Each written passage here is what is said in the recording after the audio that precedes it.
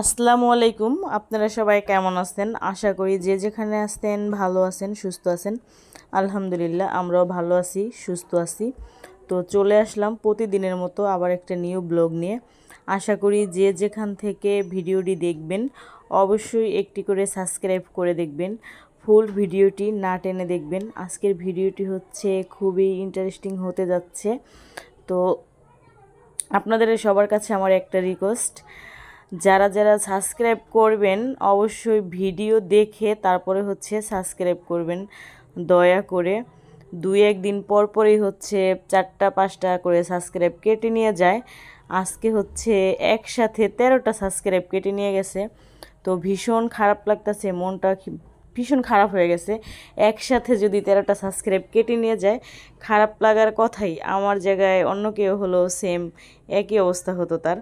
তো দয়া করে যারা ভিডিও দেখবেন সাবস্ক্রাইব করবেন, ভিডিও দেখে তারপরে হচ্ছে সাবস্ক্রাইব করে দিবেন। তো আজকের ব্লগটা শুরু করলাম হচ্ছে রান্না দিয়ে। ছেলে বলতেছে যে খিচুড়ি খাবে, তো এখন হচ্ছে খিচুড়ি পাক করব। পাক করার জন্য হচ্ছে আমি মশলা বেটে নিয়েছি, বেটে দেওয়া মশলা দিয়ে হচ্ছে খিচুড়ি পাক করব আজকে মুরগির গোশ দিয়ে। তো অলরেডি বসানো হয়ে গেছে, বসায় দিয়েছি। কষানো শেষে হচ্ছে বাটা মশলাগুলো দিয়ে দিছি। বাটা মশলা দিয়ে হচ্ছে খিচুড়ি পাক করলে, খিচুড়ি কেন যে কোনো রান্না করলে, মাছ মাংস যাই রান্না করে বাটা মশলা দিয়ে খেতে আর কি সুস্বাদু হয়, একটু টেস্ট বেশি হয়। তো আমি বেশিরভাগই বাটা মশলা দিয়ে হচ্ছে পাক করি। আর ছেলের আবদার পূরণ করার জন্য তো কোনো কথাই নেই, যখন যা বলে। তো মুরগির গোশ দিয়ে হচ্ছে খিচুড়ি খাবে। আমার ছেলে হচ্ছে মুরগির গোশটা খেতে আর কি একটু বেশি ভালোবাসে, গরুর গোশ পছন্দ করে না ততটা। আগে তো খেতই না, এখন হচ্ছে মানে আমি বইকা ঠুকে একটু খাওয়া হচ্ছে শিখাইছি। তো বলতেছে যে আম্মু মুরগির গোশ দিয়ে খিচুড়ি পাক করে দাও।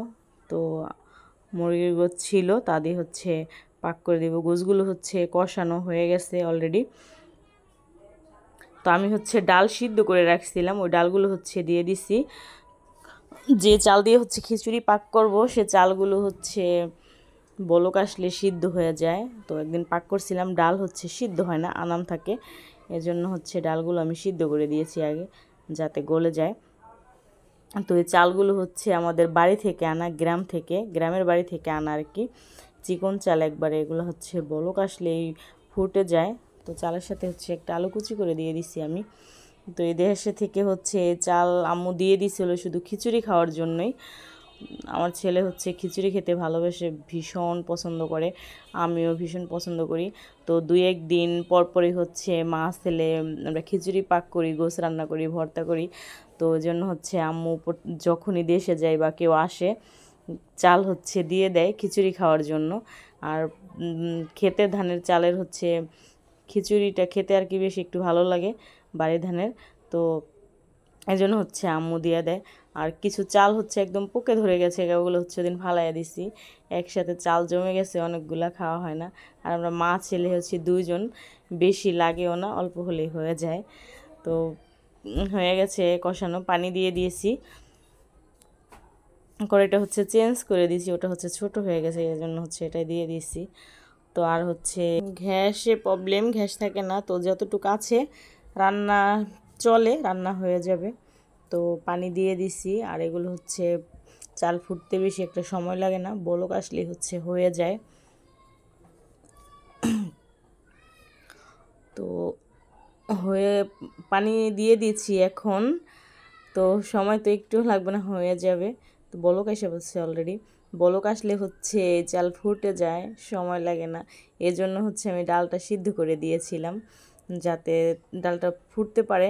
কারণ একদিন রান্না করছিলাম, তখন দেখি ডাল আনাম রয়ে গেছে। তো খিচুড়ি হচ্ছে হয়ে গেছে, একটু লেটকা করছি আর কি। আমার ছেলে হচ্ছে বলতেছে যে আম্মু একদম ঝরঝরা করো না, হালকা একটু লেটকা যেন হয়, তো ওরকমভাবেই করছি আর কি। তো পাক করা হচ্ছে খিচুড়ি হচ্ছে হয়ে গেছে আমাদের। তো এখন হচ্ছে আমি আবার হচ্ছে লাল মরিচের ভর্তা বানাইছি একটু। শাওন ঝাল খেতে পারে না আমার ছেলে, তাও যদি লাল মরিচের ভর্তা বানাই ও হচ্ছে একটু নেয় আর কি। এজন্য হচ্ছে আমি আবার একটু লাল মরিচের ভর্তা বানিয়েছি। আর খিচুড়ি দিয়ে কিন্তু ভর্তা খেতে খুবই ভালো লাগে।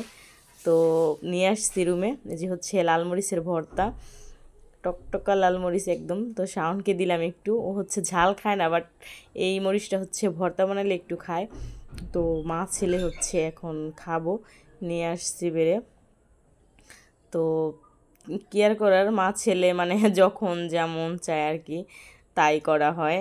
আর ছেলে যখন যা বলে তাই করি, কাজ কাম নাই, সারাক্ষণ বাসায় বসে কী কাজ, এই টুকিটাকি ছেলে যখন যা বলে সেটাই করতে হয়। শাওন বলতেছে জাম্মু খুব ইয়াম্মি টেস্ট হয়েছে। শাওনের তো ভীষণ পছন্দ, ওর খিচুড়ি হলে হচ্ছে আর কিছু লাগে না। ওরে যদি হচ্ছে প্রতিদিন খিচুড়ি দেওয়া হয় তাও সে খাবে, কোনো নেই। 3 বেলা দিলে তাও খাবে, মানে ভাত অতটা খেতে চায় না, বলে ভাত কি খায়, খিচুড়ি পোলাও বিরিয়ানি এসব হচ্ছে ওর ভীষণ পছন্দ। তো ছেলে যেভাবে খুশি খায় শান্তি, ও শান্তি আমিও শান্তি আর কি। তো বিকেলবেলা খাওয়া দাওয়ার পরে হচ্ছে ছাদে আসছে, সে হচ্ছে একা একাই মানে বলে যে আমি জিম করি, একা একাই ছাদে এসে। তো আমি বলি তুমি ছাদে এসে প্রতিদিনই কীরকম করো, সে বলে আমি যে ব্যায়াম করি জিম করি, কি করে না করে পাগলা ছেলে। আর বিকেলবেলার ওয়েদারটা কিন্তু খুব সুন্দর, রুমে হচ্ছে খুব গরম, তো ওই জন্য হচ্ছে বিকেলবেলা ছাদে আসা হয়।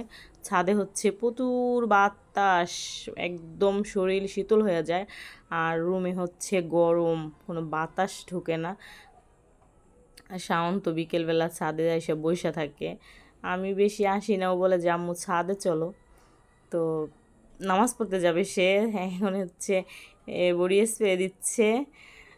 দুপুরে হচ্ছে বললে, আমি যদি বলি তাহলে হচ্ছে সে নামাজে যায়, আমার নিজের ইচ্ছা থেকে 2-1 দিন যায়, আবার যেতে চায় না, বাচ্চা মানুষ তো। তা বলতেছে যে আম্মু নামাজে যাই, তো বলতেছি যে যাও। তো সে হচ্ছে ড্রেসিং টেবিলের সামনে দাঁড়িয়ে মাথা আঁচড়াচ্ছে, টুপি পিনতাছে, মানে ওর যখন যা মনে ধরে তাই করে। অনেক সময় বইলেও দিতে পারি না, যায় না নামাজে। তো আজকে নিজ ইচ্ছা থেকে বলতেছে যে আম্মু যাই, তো বললাম হ্যাঁ যাও ঠিক আছে। বডি স্প্রে একবার দিছে, সে হচ্ছে আবার দিবে, গোছল আর আগোছল নাই, দিতেই থাকে মাথায় হেনে হেনে যখন যেমন চায়। পাগল ছেলে আমার এটা। তো আমার ছেলের জন্য হচ্ছে সবাই দোয়া করবেন। বলতেছে যে আম্মু নামাজের টাইম হয়ে গেছে, আমি জায়গা বলতেছি হ্যাঁ ঠিক আছে যাও। আর মসজিদ হচ্ছে নিচেই, আমরা হচ্ছে 3 তলাতে, নিচেই মসজিদ, দূরে না। তো যেটা হচ্ছে ভাতিজি আমার ভাইয়ের মেয়ে, ওকে হচ্ছে ভীষণ মিস করতেছি। ও হচ্ছে শরীয়তপুরে গ্রামে আছে, আমরা তো হচ্ছে ঢাকাতে। তো খুব খারাপ লাগে ওর কথা যখন মনে হয়।